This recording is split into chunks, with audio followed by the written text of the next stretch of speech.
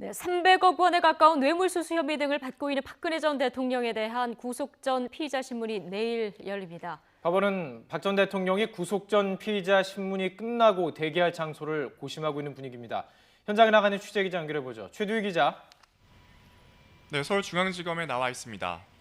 네, 박 전 대통령이 결국 구속 전 피의자 신문에 참석하기로 했군요. 네, 그렇습니다. 앞서 박 전 대통령은 내일 오전 열리는 법원의 구속 전 피의자 신문에 출석하겠다는 의사를 전달했는데요. 일단 방어권을 적극적으로 행사하기 위해서 나오는 것으로 분석됩니다.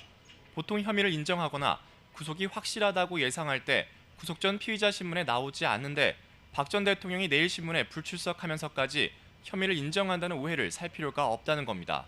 일반적으로 구속 전 피의자 신문을 앞둔 피의자들은 먼저 검찰청사에 소환돼 수사관과 함께 법원으로 이동합니다.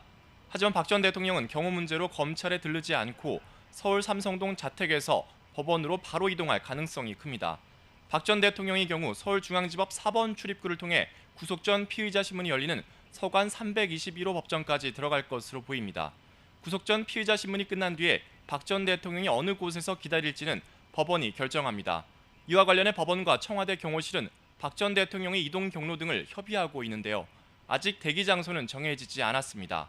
보통 검찰청사 안 구치감이나 경찰서 유치장 가운데 법원이 지정한 장소에서 대기해야 하지만 이번엔 경호상의 문제로 다른 장소가 지정될 가능성도 있습니다. 내일도 모든 관심이 법원으로 쏠릴 수밖에 없을 텐데요. 내일 열리는 구속 전 피의자 신문 어떻게 예상해 볼 수 있을까요? 네, 일단 박 전 대통령은 구속 전 피의자 신문에서 검찰의 판단이 부당하다는 점을 집중적으로 주장할 것으로 보입니다. 가장 큰 쟁점은 바로 검찰이 구속영장 청구서에 적시한 뇌물죄입니다. 뇌물죄가 인정될 경우, 그러니까 뇌물수수액이 1억 원 이상일 때는 10년 이상의 징역에 처하게 돼 있기 때문인데요. 이에 따라 박 전 대통령은 뇌물수수 혐의를 적극적으로 부인할 것으로 예상됩니다. 앞서 박 전 대통령 측은 검찰 수사에서도 혐의를 적극적으로 부인한 것으로 알려졌습니다. 최순실 씨가 금품을 챙긴 사실을 알지 못했고 실제로 박 전 대통령 본인이 돈을 받은 적이 없다는 입장을 내일도 그대로 유지할 가능성이 큰 겁니다. 박 전 대통령은 또 증거인멸이나 도주 우려가 없다는 점도 부각할 것으로 보입니다. 내일 열리는 구속 전 피의자 신문에선 박 전 대통령의 혐의가 13가지인데다 사안이 방대한 만큼 시간이 상당히 오래 걸릴 전망입니다. 따라서 결과는 모레 새벽쯤 나올 것이란 관측이 나오고 있습니다.